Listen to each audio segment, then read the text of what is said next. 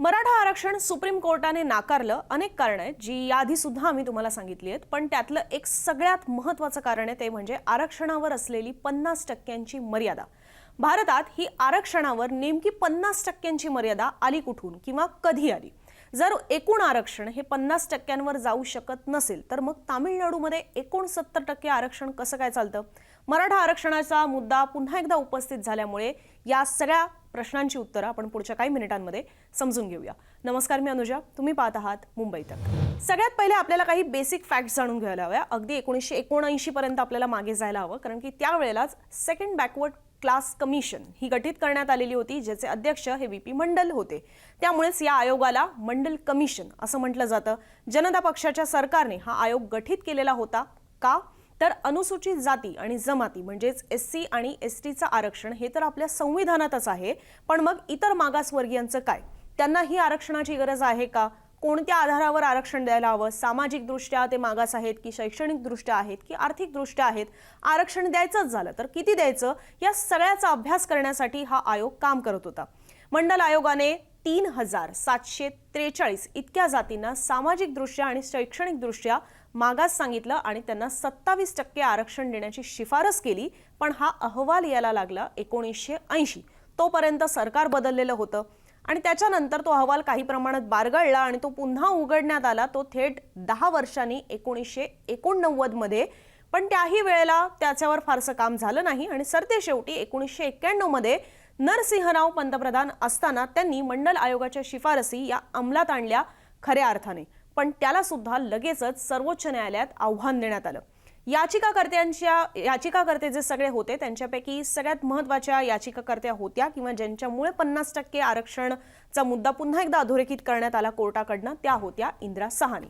त्यांचं म्हणणं होतं की जात हा एकमेव निकष असू शकत नाही आरक्षण देण्यासाठी, कारण आपलं संविधान हे सामाजिक आणि शैक्षणिकदृष्ट्या मागास असण्याबद्दल बोलतं आणि आपण त्याला फक्त जात पोटजाती पाहून आरक्षण देऊ शकत नाही, असं त्यांचं म्हणणं होतं. मंडल आयोगामुळे जे आरक्षणाची शिफारस करण्यात आलेली होती त्याच्यामुळे ओबीसींना 27% आरक्षण, 10% आर्थिकदृष्ट्या मागास वर्गाला आरक्षण देण्यात आलेलं होतं. इंदिरा साहनींचं म्हणणं होतं की 60% लोकांना आरक्षण मिळणार आणि 40% लोकांना आरक्षण मिळणारच नाही, ज्यामुळे समानता राहत नाही. जे आर्टिकल म्हणजे जे आपल्या मूलभूत अधिकार देणारं जे आर्टिकल आहे 16चं उल्लंघन ठरतं. म्हणजेच इंदिरा साहनींचं थोडक्यात असं म्हणणं होतं की राईट टू इक्वॅलिटी जो आपला मूलभूत अधिकार आहे त्याचा भंग होतोय जर 60% लोकांना आरक्षण मिळालं आणि 40% लोकांना आरक्षण मिळालं नाही तर.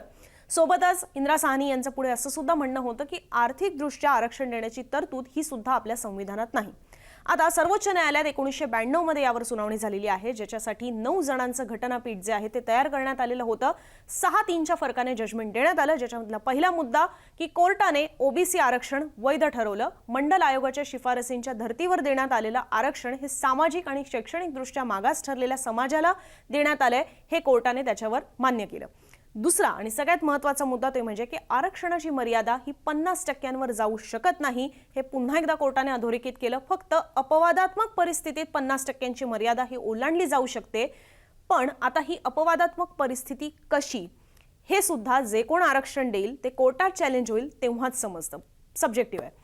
मराठा आरक्षणाच्या वेळीही म्हणजेच 5 मे 2021ला दिलेल्या निकालात सुप्रीम कोर्टाने म्हटलेलं होतं की मराठा आरक्षण देऊन 50%ची मर्यादा ही ओलांडली जाते आणि तिथेही अपवादात्मक परिस्थिती दिसून आलेली नाहीये की आम्ही ते आरक्षण 50%च्या वर जाऊ देऊ, असं सुद्धा कोर्टाने त्यावेळेला म्हटलेलं होतं. त्यामुळे मराठा आरक्षणाच्या बाबतीत ही अपवादात्मक परिस्थिती जी आहे ती सिद्ध होऊ शकलेली नव्हती, म्हणून मराठा आरक्षण हे 50%च्या मर्यादेतच अडकलेलं आहे.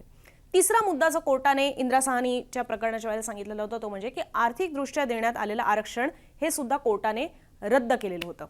आता 1963 मध्ये झालेलं MR Balaji versus state of Mysore आणि 1964 मध्ये झालेली देवासदन वर्सेस युनियन ऑफ इंडिया या केसमध्येच खरं तर आरक्षण हे 50%वर जाऊ शकत नाही हे सांगण्यात आलेलंच. पण इंदिरा साहनी केसमध्ये 9 न्यायमूर्तींच्या घटनापीठाने ते पुन्हा एकदा अधोरेखित केलं.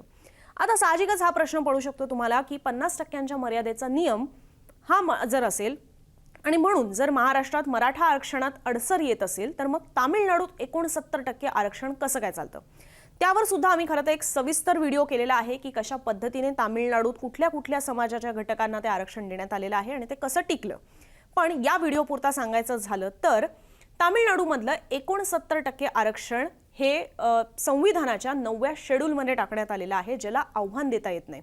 दुसरीकडे सुप्रीम कोर्टाने सुद्धा सांगितलेलं आहे की 50%ची मर्यादा ही अपवादात्मक स्थितीतच ओलांडली जाऊ शकते.